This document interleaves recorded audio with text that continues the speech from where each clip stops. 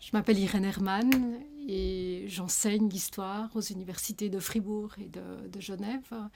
Je me suis longuement interrogée pour savoir pourquoi j'avais choisi de devenir historienne.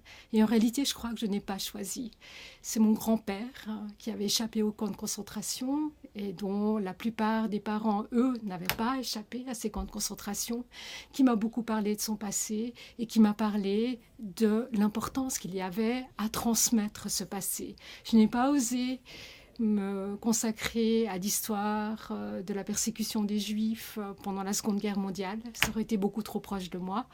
En revanche, ce message de transmettre un passé m'est resté. Je crois que c'est à cause et grâce à lui que je suis devenue historienne.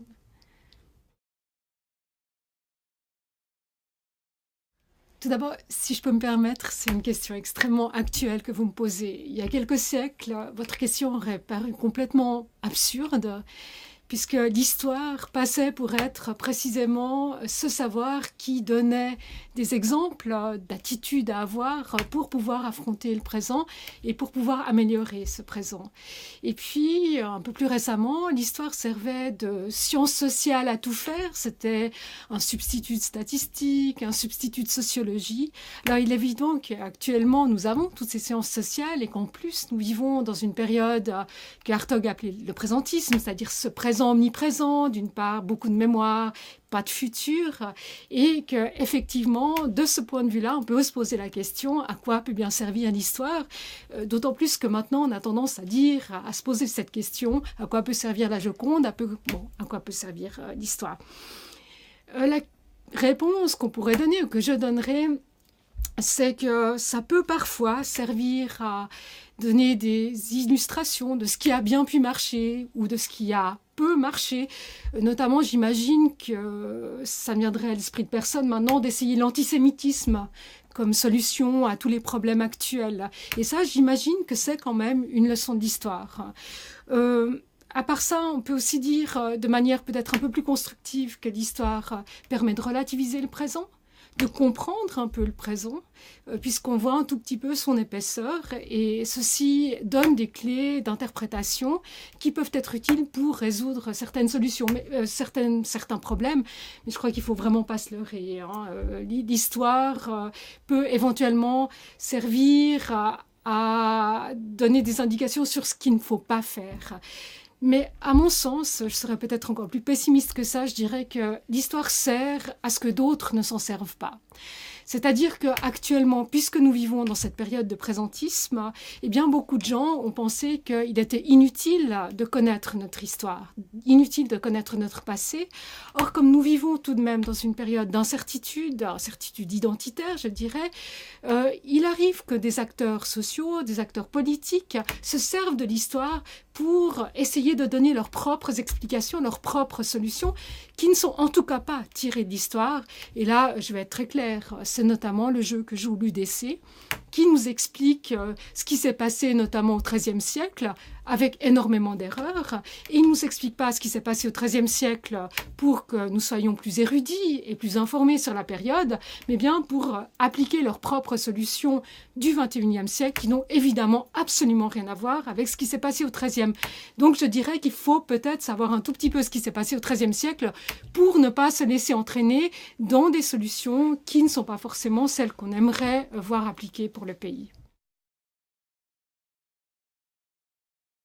Alors, j'aime beaucoup votre question parce que vous parlez de fabriquer et effectivement, l'histoire ne se découvre pas, c'est pas quelque chose qui existe et puis qu'on exhume, mais c'est véritablement une construction et je ne m'en cache pas, c'est vrai, je construis l'histoire. Alors, elle peut être plus ou moins construite, plus ou moins utile pour reprendre l'autre question et je dirais que j'ai deux manières d'aborder cette histoire qui sont toutes les deux très clairement inspirées par le présent. Alors, à cet égard, j'ai deux questions. La première, qui est la plus utilitariste, serait comment est-ce qu'on en est arrivé là? Et c'est notamment ce type de démarche que j'ai adopté pour ma thèse, où je me demandais comment ça se fait que les Genevois soient des Suisses, et si j'ose me permettre, des Suisses à la fois aussi mauvais et aussi arrogants. Et effectivement, donc, je me suis intéressée à ça, je me suis demandé, j'ai essayé de restituer cette réalité, ou en tout cas la genèse de cette réalité. Ça, c'est une première démarche. La deuxième, qui est beaucoup moins utilitariste, c'est de prendre des événements du présent, de s'inspirer des événements du présent, puis de se dire, mais comment est-ce que ça s'est passé justement dans notre passé? Et là, de nouveau, un petit exemple, il se trouve que j'étais au Canada à la fin des années 90, c'est-à-dire à un moment où finalement on avait encore des relents de guerre civile au Rwanda, des relents de guerre civile en ex-Yougoslavie, et où au Canada lui-même, il y avait des problèmes avec le Québec. Et cette situation extrêmement présente à l'époque m'a inspiré une question qui était celle de savoir mais comment est-ce que la Suisse tient ensemble. Et c'est une question qui, à ma grande surprise, n'avait jamais été posée, peut-être parce que la guerre civile, en tant que facteur social extrêmement prégnant, était tout à fait nouveau à cette époque. Donc je dirais que la nouveauté du présent va alimenter la nouveauté, peut-être pas du passé, mais en tout cas de l'histoire, c'est-à-dire de cette manière d'appréhender le passé.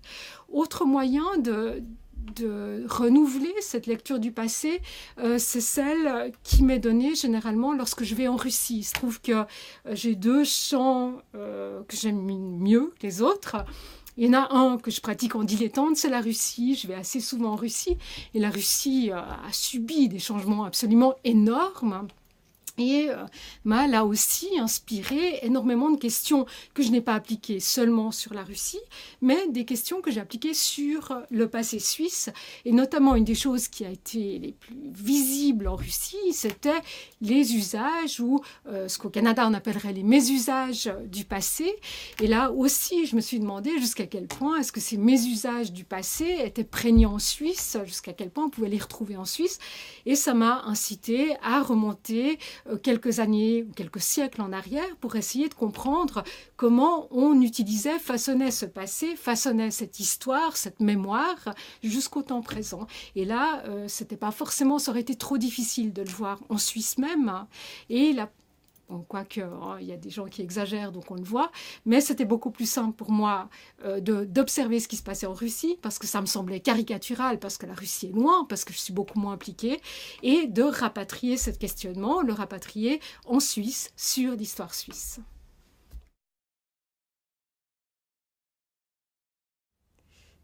Je crois que la plus grande difficulté que présente l'histoire suisse, c'est qu'il n'y a pas de cohérence dynastique.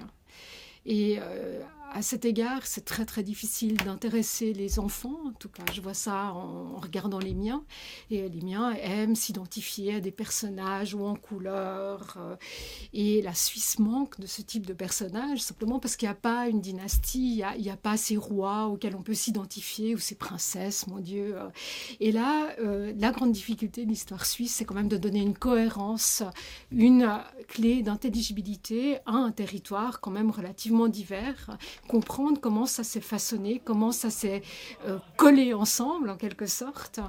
Et je crois que c'est ça qu'il faudrait essayer de restituer, essayer de comprendre. Alors là, je n'aurais pas peur des mots, comprendre pourquoi on en est arrivé là. Donc là, il y a effectivement un point d'aboutissement extrêmement, c'est tout à fait finaliste comme manière d'envisager l'histoire suisse, mais je vois difficilement comment on peut faire autrement le pouvoir de l'histoire nationale, puisque nous sommes en Suisse, donc même si la plupart des personnes qui vivent actuellement en Suisse sont d'origine étrangère, eh bien, on peut dire qu'il y a quand même dans l'histoire nationale un pouvoir absolument énorme qui est d'autant plus flagrant que l'on vit une période de doute, d'insécurité et où on a tendance à devoir se remettre en question. Cette histoire nationale a un très grand pouvoir de persuasion parce qu'il est assez difficile pour le grand public de comprendre que l'histoire c'est autre chose que des faits qu'on a simplement exhumés et qu'il y a une grande interprétation. Donc pour la plupart des gens,